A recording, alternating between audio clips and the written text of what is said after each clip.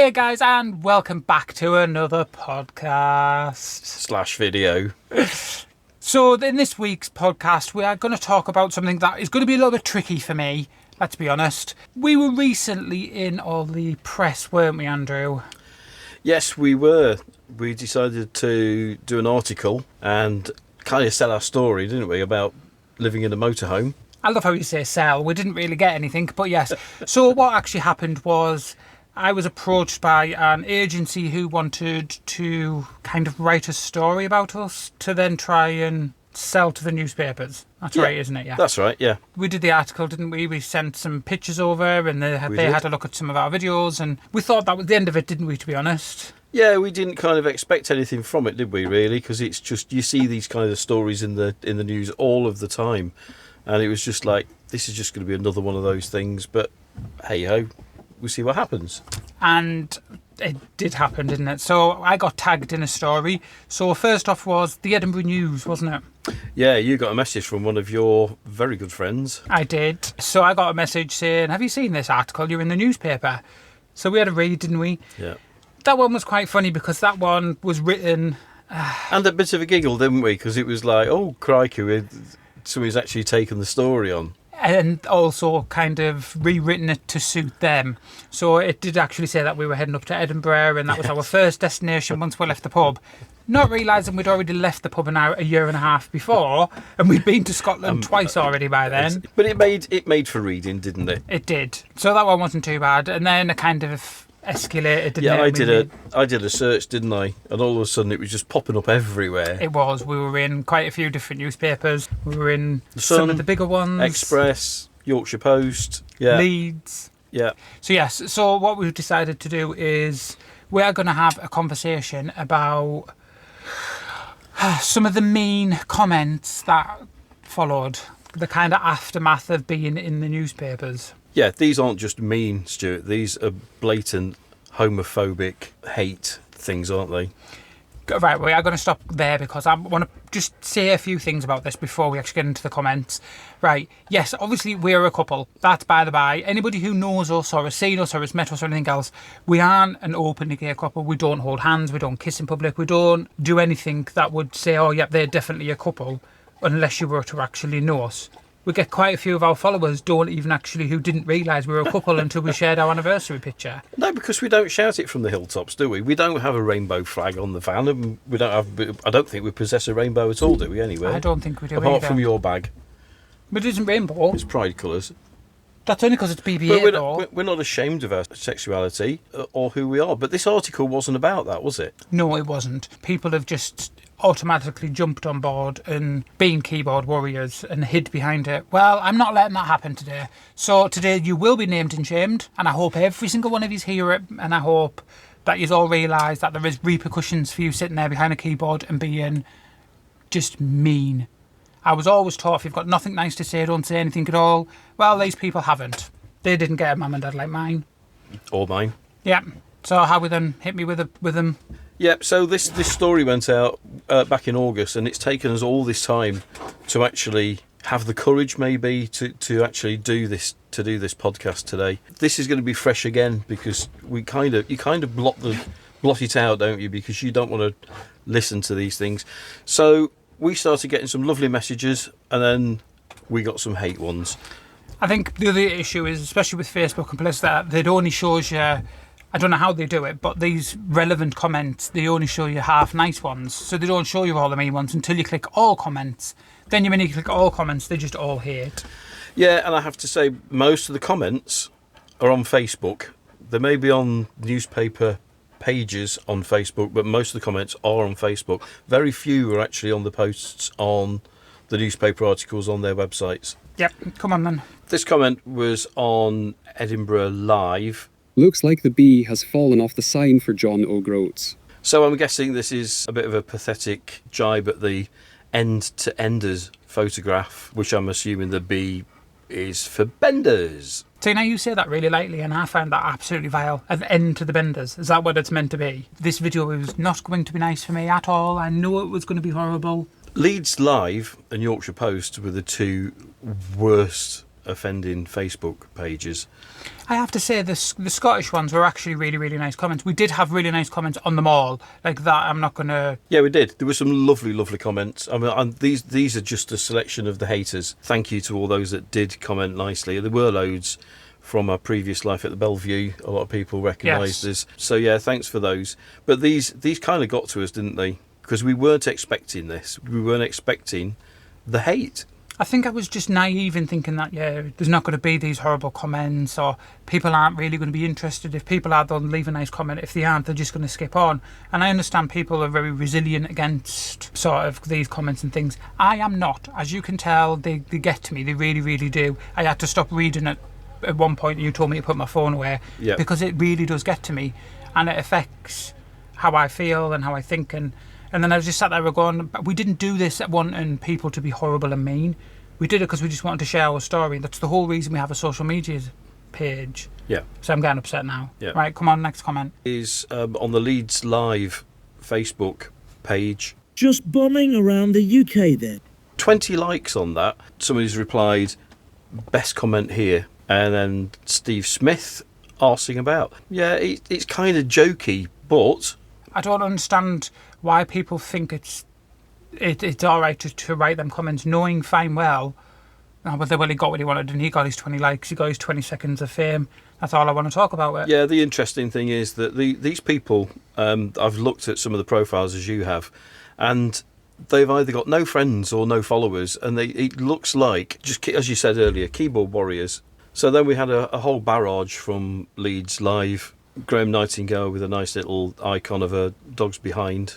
Not sure what that's about. Graham Hardy with a nice sicky face. Matt Applegate. Dogging Tour 2024 then. Would this be news if it was a Mr. and Mrs.? No. Well, actually, yes, because we know of a couple with 4 kids that constantly make the news about doing the similar thing. I know more than that. Since our article, because we checked the press out, the amount of motorhomers that have been in the press, whether they're straight, whether they're single, whether they've got kids with them, it isn't just ours. The only difference is that we're the only ones that have got the homophobic comments. I will have to say, I had a friend who was in it just the day after us, and he had some horrible comments as well, and they were about his size. And I think it is just general people who are obviously just so sad in their own lives that they've got to jump on a keyboard and put other people down. What makes a difference is I would love these people to actually come up to my face and say these things rather than doing it on a computer. Yeah, because they hide behind a keyboard, don't they? That's the whole thing. I'm more disgusted because if you click on some of these profiles, they've got families, they've got people who are in their lives. You're telling me that that's how they feel in their general day-to-day life. Would he go up to him if he had a brother or a sister or a son or a daughter who came out as being gay, and that's how they're going to react? Well, one of these comments came from a football coach, didn't it? A kid's football coach. Yeah. That to me is just no. See, I think people forget you aren't this silent person on social media. You write a comment, people can track you down. All I had to do is click on one of these profiles and it came up that he was teaching under 12s football. And it's like, well, you're homophobic, but you're teaching kids and youths football. What happens if one of them kids decides he's having issues with his sexuality and wants to come out to his coach or ask for advice? Yeah. And that's your sort of thing on social media. And I wouldn't be taking my kids to you, mate. No, absolutely not. Leeds Live, again, these were the nice ones. We need to put some in for context, really, because we did have a lot of likes. Loving the Nottingham Forest beanie. I think that might be one of the reasons we got a bit of hate in Leeds and Yorkshire, because 3 of the photos that we submitted, I've got Forest hats on or clothes. And I just wonder if that's part of it. But then you would think that there would be comments just about football then. Why isn't the general, mean comments about your football rather than it being purely sexuality? Picking on the sexuality bit. Another one here, Stephen Galloway, thank you. Good for them. Although we do miss the Sunday afternoon quiz at the Bellevue. I missed a Sunday afternoon quiz at the Bellevue as well. This is particularly nasty. HIV isn't as prevalent these days, especially if they wear protection. Darren Davids thought that was funny. Ross Anderson replying to somebody saying good luck to anyone that's brave enough to do this. It was a brave decision, giving up everything to live in a motorhome. We didn't know it was going to work, but it has. My partner of 10 years died of HIV complications, so I don't find that funny at all. If that's today's kind of joke, then I'm afraid it's not funny. I think people don't realise how vicious these things come across and how much they actually affect people's lives. Like the fact that that one person even found it funny, it just infuriates me, and it just makes me second guess, the whole of humanity. Like, at what point does anybody find people dying from a disease funny? This one gets to me because it is personal. They don't think it's personal, but it is personal. It's personal to me. I went through a horrific time when I first came out onto the scene, when people were dying of HIV and AIDS every single week. And people don't remember that because it's a while ago. But I remember. I loved this comment. This was in reply to lots of the haters on Yorkshire Live. Joanna Helen, thank you for this. Imagine being disgusted simply by two more humans who don't fancy you. Well, it's kind of true, isn't it? We don't fancy everybody that we meet. In fact, it's quite rare. Thank you. It made me smile. I like that. I've always said that. Brian Duncan thinks that our dogs are suffering with lots of sick faces there. Let me tell you, our dogs are not poor dogs at all. Why? What? I think that's the whole thing of this whole episode, is just why. Why have you taken the time to go onto your phone and think it's funny to produce something so stupid as a comment like that? If you'd have met our three dogs, you will see, if you know us at all, the amount of money, time, effort and love that we have for our dogs is unreal. We would go out without a meal to feed the dogs. We did a talk at Malton at Vanlife Fest, and we did a whole section about our dogs, and people came up to us after and said, well done for looking after them. They get out every single day. They've had more walks while we've been in the van than when we were in the pub. Everything that we do is kind of geared. The dogs come first all the time. Can we do this? No, because it's too far for the dogs, or we'll be leaving the dogs on their own. Everything we do, we won't go to Europe because we don't want to put them through injections. These dogs are not poor at all. These dogs are so well looked after. You've only got to watch some of our videos and you can see that. Brian, wrong. Sorry. I also think you've mistaken his point. I think the whole point of that with a stupid sick face is the fact that the dogs have got gay dads. That's the whole point. Well, the dogs are none the wiser, are they? So if that's the case, then that's just a stupid comment. I actually think it's funny because I think the amount of people that get dogs taken off them and whatever else because of mistreatment, how many of them are actually gay couples? Because I bet you there's a tiny percentage. Jack Bernard Should be in jail. Bloody disgusting. Which is funny, seeing as he doesn't have a profile picture. He's top fan, which means he's just a troll. Which I just find absolutely hilarious. I do. Right, skip. We're not talking about this one because he's obviously a troll, so he wants the attention. So then we got some religious ones as well. Going against nature is not wise. We're going against nature, Stuart. Okay, that's totally fine, mate. Yeah. Yeah, two seconds, because I've just realised. So that person, I'm guessing, is of Muslim, which I absolutely find hilarious because I have Muslim friends and they are not homophobic at all. So that one I find quite humorous, but hey-ho, come on. Luke Childs, I'm not sure what this is all about at all, but Mpox, monkeypox, what that's got to do with anything, I have not a clue. So the thing is as a lot of people know, HIV and monkeypox was obviously to do with, it was all gay men that were passing this disease around and whatever else. Right, okay, because straight couples don't have sex. Straight men don't have affairs and sleep with people who shouldn't. Alan Fernley thought it was funny to repost a little cartoon about a child spewing up a rainbow after being at school. Again, what that's got to do with this article, don't know. All they've done is they've just found the one thing that they know they can pick out, which is our sexuality, and then that's it. That's what everybody's ran with. Not any of these comments are anything to do with like the downside of living in a van or anything. It is purely, they've just seen the fact that we're a gay couple. Yeah. That's it. That's what we're going to attack them on. And this has got nothing to do with school children. This article is about us living in a motorhome. It's not intended at school children or people under the age of 18. General. No, it's not. So this absolutely irrelevant, but just shows the kind of mentality, I guess. Marissa Catlow with some sick faces, with a very clever comment. Well done, Alex. Alex did quite a few comments. I will have to say there was a few people who took the time to actually go through and reply to every one of these mean comments. Yeah. Somebody really, really enjoyed putting these people Yeah. in their places, Yeah. which was very, very nice of them. Alex just said, looks like you're stressed out by the idea of motorhomes. Maybe you aren't that blessed. Marissa, sorry we offend you so much.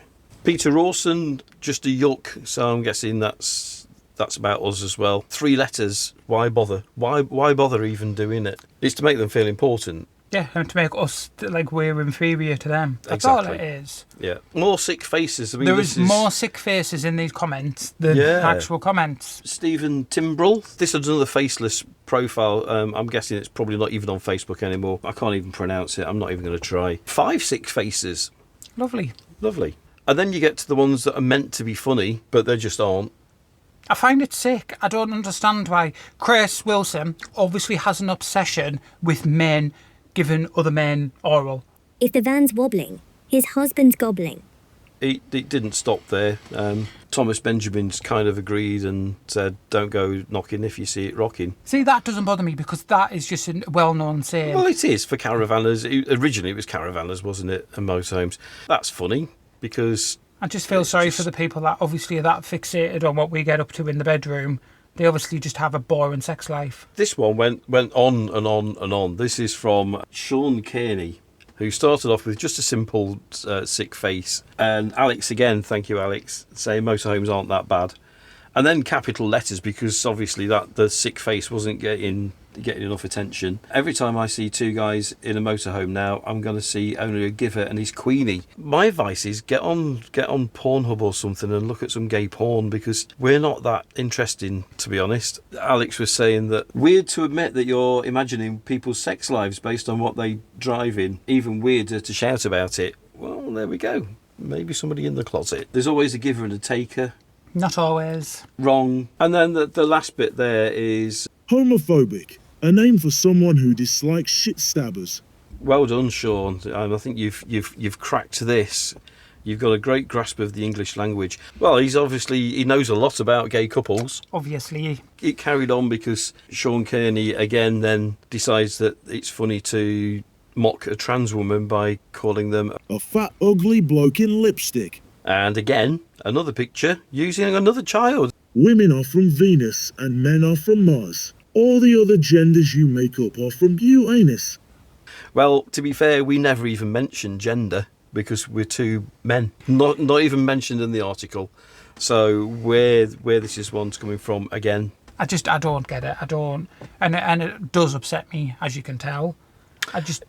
Yeah, I know it does, which is why it's taken so long to do this. And I've asked you repeatedly today whether you want to go ahead with this. I know we both feel strongly about it.